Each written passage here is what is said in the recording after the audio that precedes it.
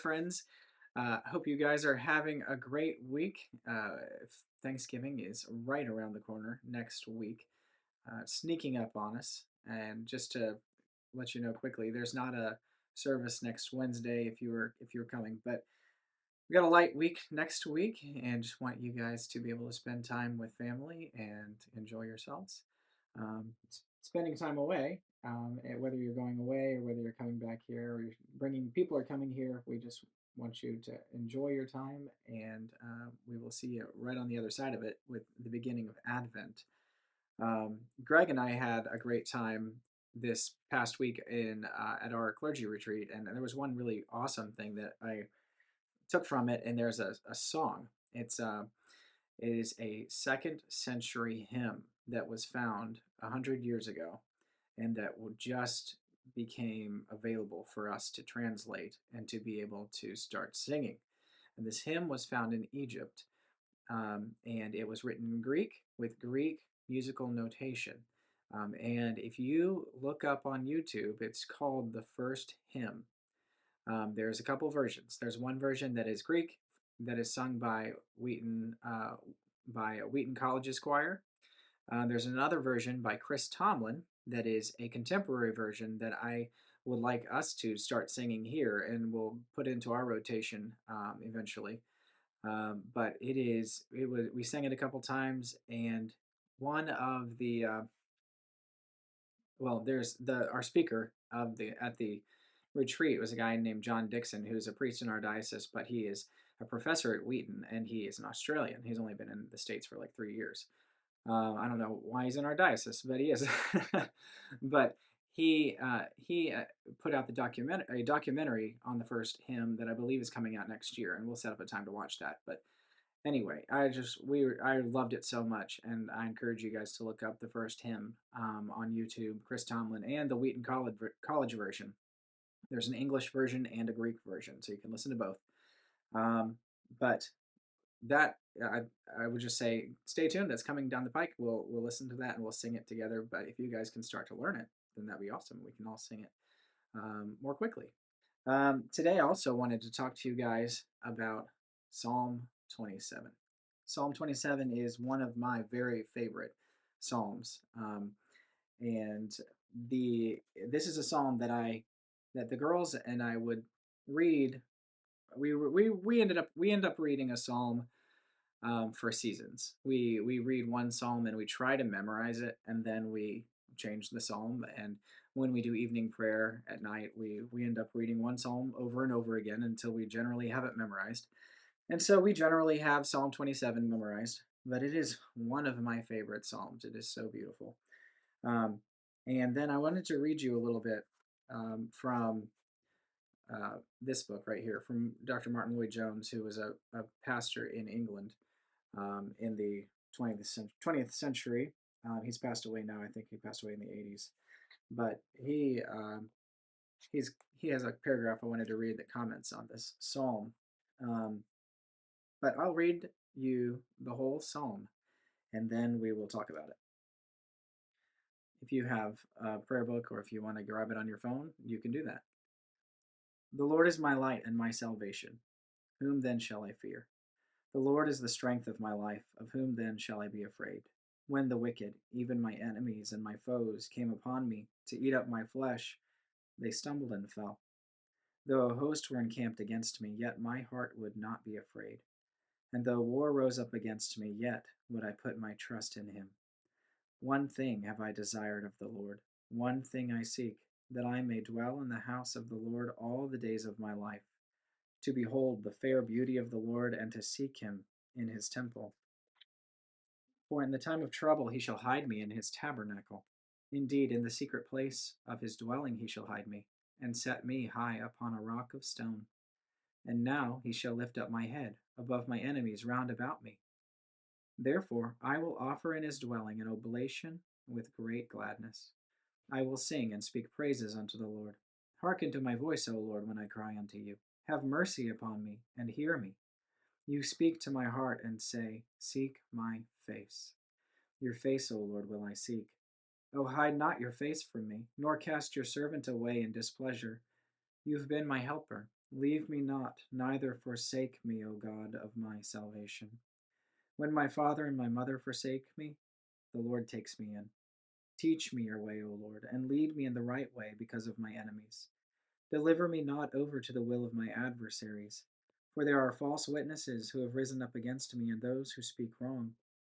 I would utterly have fainted had I not believed that I would see the goodness of the Lord in the land of the living.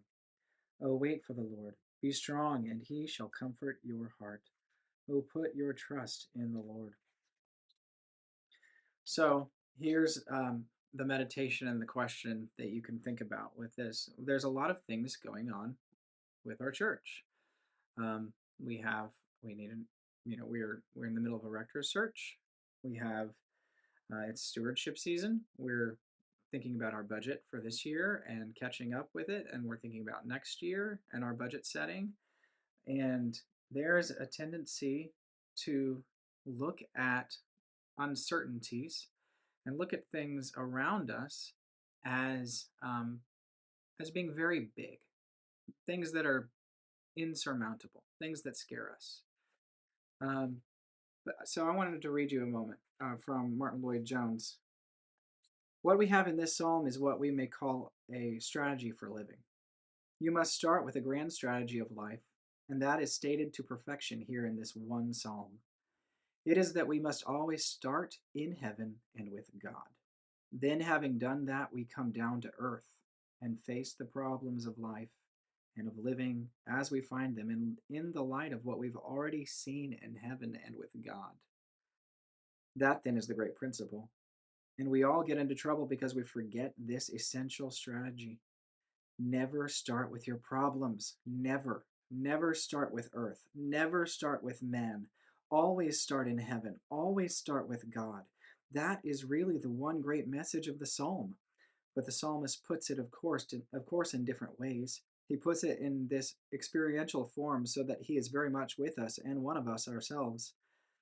But this is the essential principle, and if we do not grasp it, there's no point in continuing. The one thing we must always start, with which we must always start, is our relationship to God. The whole trouble in the world today is due to the fact that this has been forgotten. People always start with themselves, with the world, with life, with their problems. This is true of all who are not Christians, and this is why they never succeed. They have already started in a wrong way, and it must inevitably lead to failure. So, how are you doing with that? Are you surrounded by the waves as Peter was when he was walking on the ocean? And are you looking around and are you terrified of the waves, the problems, the uncertainty, the things that might be weighing you down emotionally in your heart? Could be literally anything: your friends, family, your finances. It's all your wellness, your health.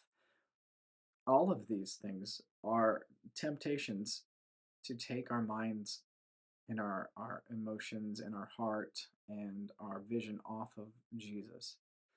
But Psalm 27 starts with conversation about God, about a certainty in God and his ability.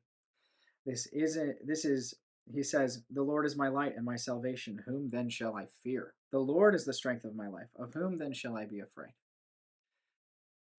When we have our souls anchored in Jesus, in heaven, knowing that he is our salvation, he is our light, he is our strength, then anything else that can happen to us doesn't really matter, and we don't fear it.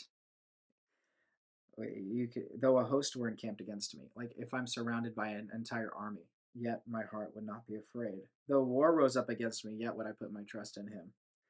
One thing have I desired, one thing I seek, that I may dwell in the house of the Lord all the days of my life.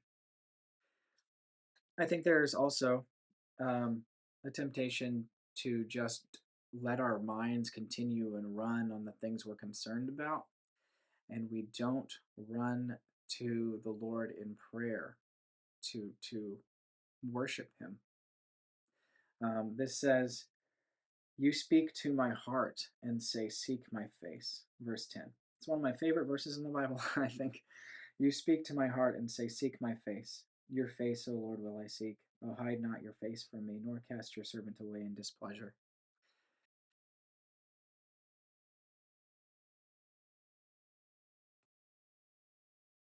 That my computer did weird things. All right, I hope we're still on. You seek, you speak to my heart and say, seek my face. That is what the psalmist says that God is telling us. God is pursuing us. God is coming after us and telling us, pursue him, seek his face. And then we can answer that call and say, your face, O Lord, will I seek. Hide not your face from me, nor cast your servant away in displeasure. Um, there's a lot of things that I just gave you, but one way that I would tell you practically to do that is to take a psalm like this and begin and set aside a long time, like 30 minutes or an hour, and go through it quietly and read it line by line and pray each line and use each line as a jumping off point to begin to lead you into prayer. Um, Speaking of doing that, we did that on Sunday for the we were praying for the rector and for the search committee, and it was beautiful. We're going to do it again this Sunday. We're going to pray together as a community. If you do not have somewhere to be during Rector's Forum, and if there's no reason for you not to be there, then you should be there. If you are in the first service and the second service, I want to pack the room in Kron's Fellowship Hall, and we're going to pray through Scripture together. We did it on Sunday. You can ask some of the people that were there. It was beautiful. And we're going to spend the whole time in prayer, praying that our God would lead us as we are seeking a new rector, and lead the search committee as they're seeking the rector and working, and that our God would provide in every way that we feel that we're lacking, in our whole lives, in a church, as a church family, in any way that we feel lacking, that the Lord would fill us up. So that is going to happen this Sunday again between the services at 9:30. Um, so be there or be square. Um, Also, this Saturday, some of you might remember Milton Kirby. His memorial service is at 2:30 on Sunday. I'm sorry, on Saturday. So if you are able to attend that, and if you know Milton, then please do. Um, we Our church is also, this is basically one of our last calls for vestry nominations. So if you know people who would be amazing in vestry, and if you yourself feel called to be in vestry and you have not put your name in, or you have not put somebody else's name in, email them to Anne. Uh, and when I'm blanking on Anne's last name, you all know Anne. And our senior warden, or you can and me. You can email me, but email me and Anne, and we'll be able to put the names in the hat and discuss them with vestry. And then also we have our preschool fundraiser, huge deal coming up. Don't forget, on the 6th of December. It is the biggest event for the preschool every year. Um, and it's sponsored by BMOC. And it is the title is Being a Light for Our Precious Little Ones. It's Kron's Fellowship Hall. Tickets are $40. It's a paddle race fundraiser. Performances by the preschool and the students, and then there'll be raffles and a wine pull, so it'll be a lot of fun. So be there for that as much if you're able, from 5 to 8 p.m. on December 6th. And then finally, our St. Nicholas Day is coming up on Thursday, December 4th, from 5 to 6:30 in the M&M building. It is super fun. We did it last year. We have a live St. Nicholas there dressed up, and he is dressed up in bishop gear, telling the real story of St. Nicholas. So if you have little ones or grandkids and teenagers are coming to this event, I want teenagers there. So everybody from uh, all of our youth programming. This is an event that we're all going to be invited to. But it's going to be a lot of fun. So sign up for that with the QR code in the bulletin, or just sign up online on our website. Um, and that's it. I'll leave you with that. I pray that you have a wonderful week and that you are safe and that everything is going well. And we will see you on Sunday. And don't forget just to be there and to be in prayer with us as a church. If you have other questions and you want to know more about prayer, I that's most of the Christian life. So we're working on it together, but I would love to talk with you more. All right. Have a great week. Talk to you soon.